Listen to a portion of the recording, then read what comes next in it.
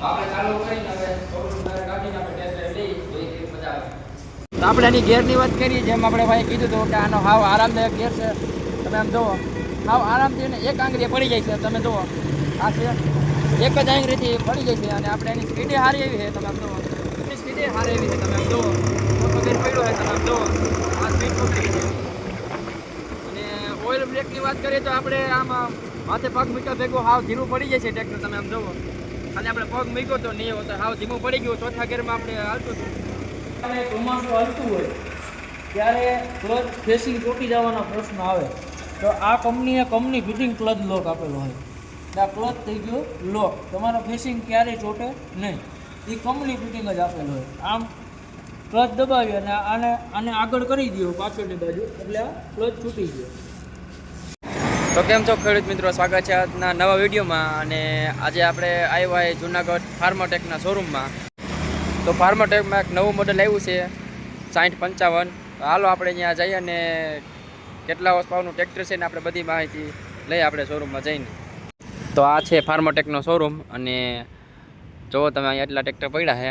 આ છે 6055, આ છે 2 વ્હીલ ડ્રાઈવમાં. અને આપણે જોવાનું છે 4 વ્હીલ ડ્રાઈવમાં જે નવું મોડલ છે. એ આથી ઊંચું મોડલ આવે છે. તમે જુઓ, 47 Pro Max છે, 50 Pro Max છે, 42 Pro Max છે, 42 છે, પછી 35 પણ છે. તમે જુઓ, અને આરયુ જે આપણે ફૂલ ડ્રાઈવમાં જોવાનું છે અહીંયા અંદર પડ્યું છે. તમે જુઓ,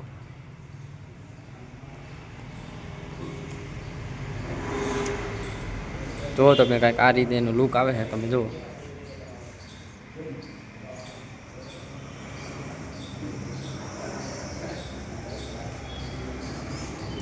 તમે પાછળથી નો તમે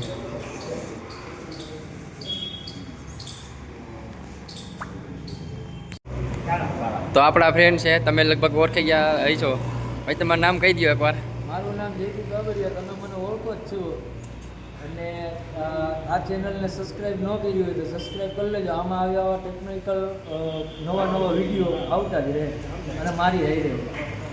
ને આ કયું મોડલ છે ફાર્મોટેકનું? આપણે આ ફાર્મોટેક છે, ફાર્મોટેક વર્લ્ડ મેક્સ 6055 છે.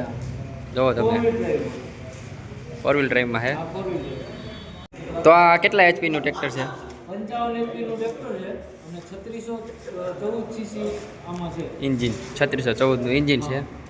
તો તમે ઇન્જિન બતાવી દો પહેલાં, કઈ રીતનું ઇન્જિન છે આમાં, કઈ રીતના ખુલે તમે એ પહેલાં કહો. પુશ બટન મૂકી દેવાનું, એની રીતે અજર થઈ જાય. જો તમે કેટલું ઊંચું વહી ગયું નહીં, તમે ખાલી આપણે બટન દબાવવાનું, એની રીતે ઊંચું થઈ જાય.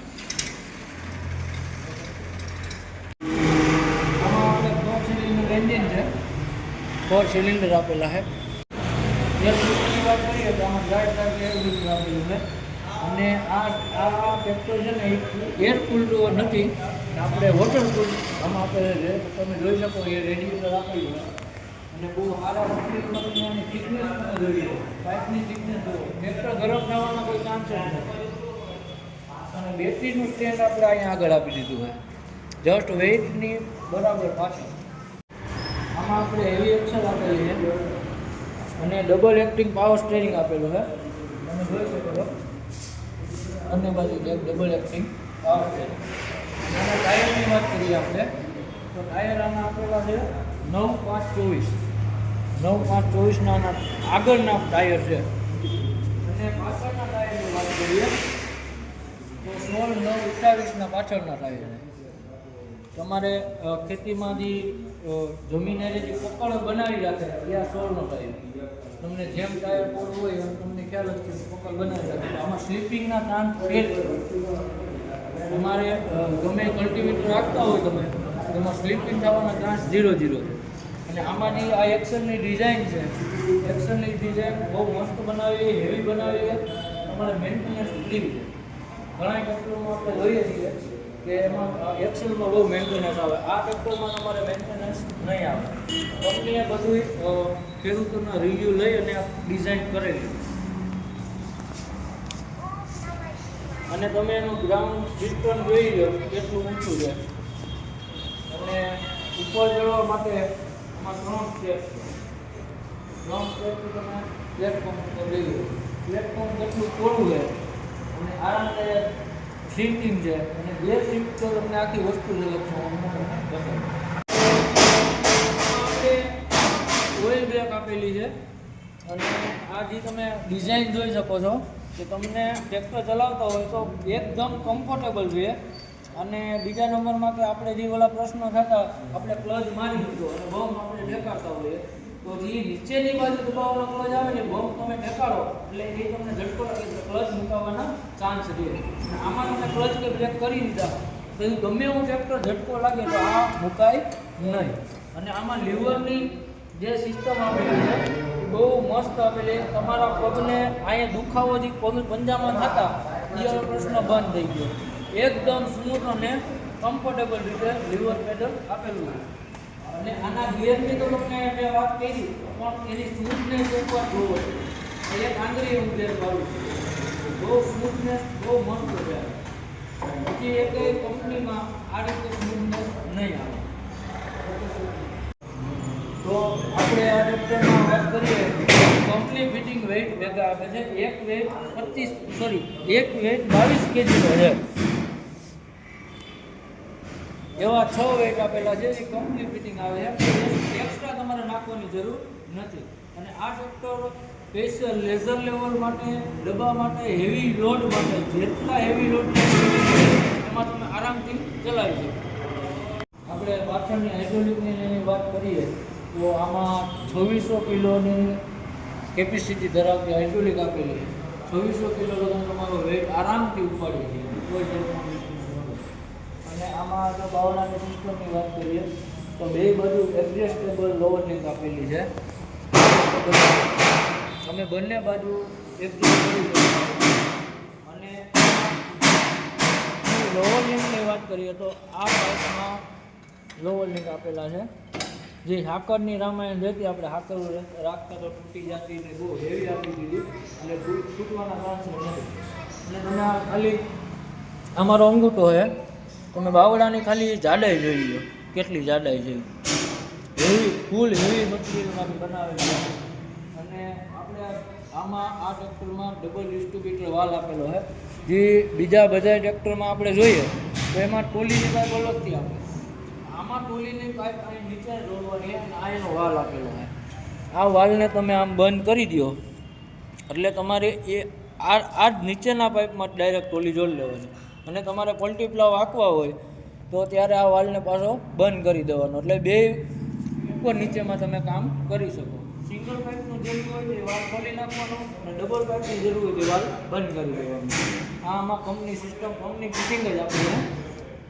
અને આની જો બ્લેક લાઇટની અને ડિઝાઇનની વાત કરીએ તમે જોઈ શકો છો કેટલી શાનદાર આપેલી છે. અને બહુ મસ્ત ડિઝાઇનમાં અને એલઈડીમાં આપેલી છે. પાછળ લાઇટ આપે છે જે આપણે પાછળ પહેલાં ઓલી લાઇટ આવતી હવે એલઈડી લાઇટ આવવા માંડી. આની હૂકની વાત કરીએ તો કંપની ફિટિંગ જ હૂક આપેલા હોય. કેટલી થિકનેસ કેટલી જાડાઈ. અને આમાં જે બીજા ટ્રેક્ટરના પ્રમાણમાં આમાં પેલા નટ બોલ આવતા. નટ બોલમાં કેવું થતું ખેડૂત લોકોને ભાઈ પાના લઈને ચારીકોર ફરવું પડતું. એટલે કંપનીએ આમાં બહુ સમજી વિચારીને ડિસિઝન લીધું અને આમાં પીનું આપી દીધી. તમે 10 મિનિટે નહીં 1 મિનિટના ટાઈમમાં તમે આ ઉપર નીચે કરી શકો. અને આની ખાલી તમે પિન જોવો હેવી કેટલી નીચે બતાવો કેટલી હેવી છે એ તમે પિન જોઈ શકો છો.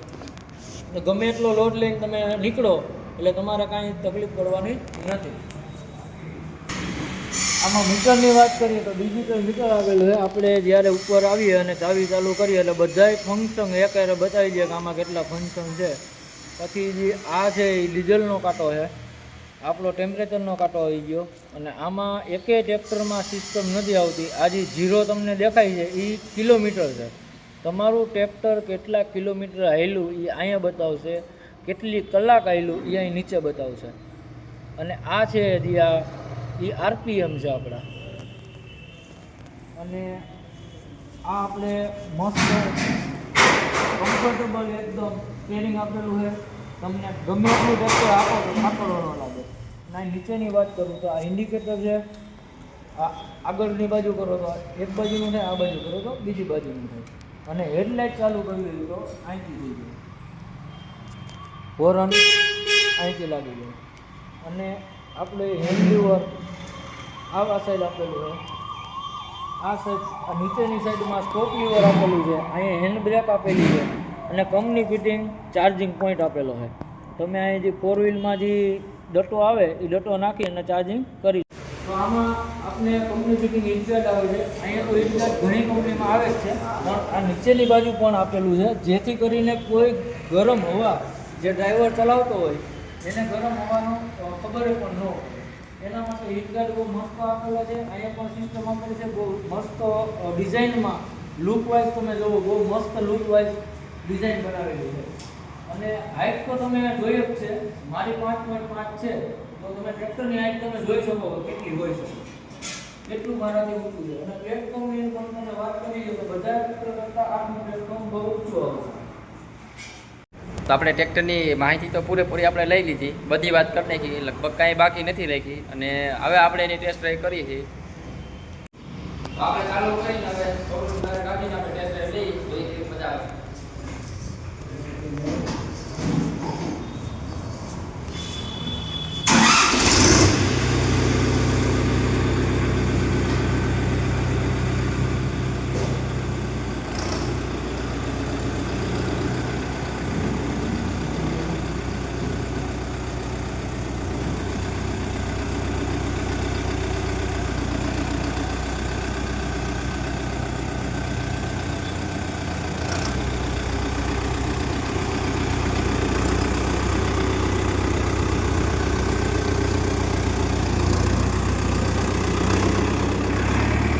તો આપણે એની ગેરની વાત કરીએ, જેમ આપણે ભાઈ કીધું હતું કે આનો હાવ આરામદાયક ગેર છે.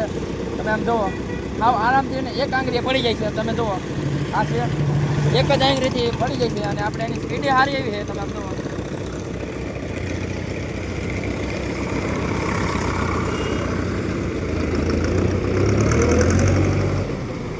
જુઓ તમે આરામથી ગેર પડી ગયો.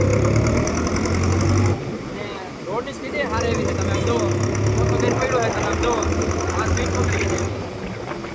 અને ઓઇલ બ્રેકની વાત કરીએ તો આપણે આમાં માથે પગ મૂક્યા ભેગો હાવ ધીમું પડી જાય છે ટ્રેક્ટર. તમે આમ જુઓ, ખાલી આપણે પગ મૂક્યો તો નહીં હોતો, હાવ ધીમું પડી ગયું. ચોથા ગેરમાં આપણે હાલતું હતું.